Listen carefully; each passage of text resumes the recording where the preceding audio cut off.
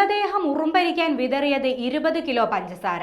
സുഭദ്ര കൊലക്കേസിൽ പോലീസിന് നിർണായക വിവരങ്ങൾ. നമസ്കാരം, കൊട്ടാരക്കര മീഡിയയിലേക്ക് സ്വാഗതം. സുഭദ്ര കൊലപാതകത്തിനു ശേഷം തെളിവ് നശിപ്പിക്കുന്നതിന് വേണ്ടി മൃതദേഹത്തിൽ 20 കിലോഗ്രാം പഞ്ചസാര വിതറിയതായി പോലീസ് അറിയിച്ചു.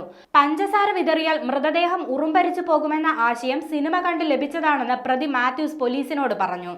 യൂട്യൂബിൽ കണ്ട ഒരു മലയാള സിനിമയിലാണ് ഇങ്ങനെ കണ്ടതെന്നും മാത്യൂസ് പറഞ്ഞു. കലവൂരിലെ ഒരു കടയിൽ നിന്നുമാണ് മാത്യൂസ് പഞ്ചസാര വാങ്ങിയത്.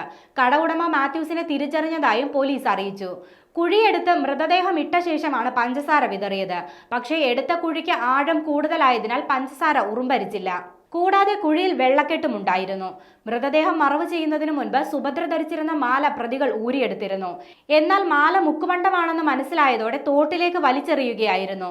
പ്രതികൾ താമസിച്ചിരുന്ന കോർത്തുശ്ശേരിയിലെ വാടക വീടിന് പിന്നിലെ തോട്ടിൽ നിന്നും പോലീസ് ഇന്നലെ മാല കണ്ടെത്തി.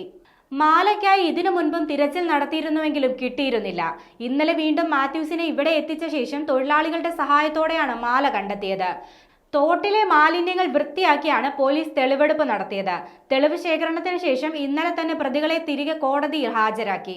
ഓഗസ്റ്റ് 4-നാണ് കൊച്ചി കടവന്ത്രയിൽ നിന്ന് 73-കാരിയായ സുഭദ്രയെ കാണാതാകുന്നത്. അമ്പലങ്ങളിലും മറ്റും പോകാറുണ്ടായിരുന്ന സുഭദ്ര പലപ്പോഴും 1-2 ദിവസങ്ങൾക്ക് ശേഷമാണ് തിരിച്ചു വന്നിരുന്നത്. എന്നാൽ ദിവസങ്ങൾ കഴിഞ്ഞിട്ടും സുഭദ്ര തിരിച്ചെത്താതിരുന്നതോടെ 7-ാം തീയതി മകൻ രാധാകൃഷ്ണൻ കടവന്ത്ര പോലീസിൽ പരാതി നൽകി. തുടർന്ന് കഴിഞ്ഞ 1 മാസത്തോളമായി പോലീസ് അന്വേഷണം നടത്തി വരികയായിരുന്നു.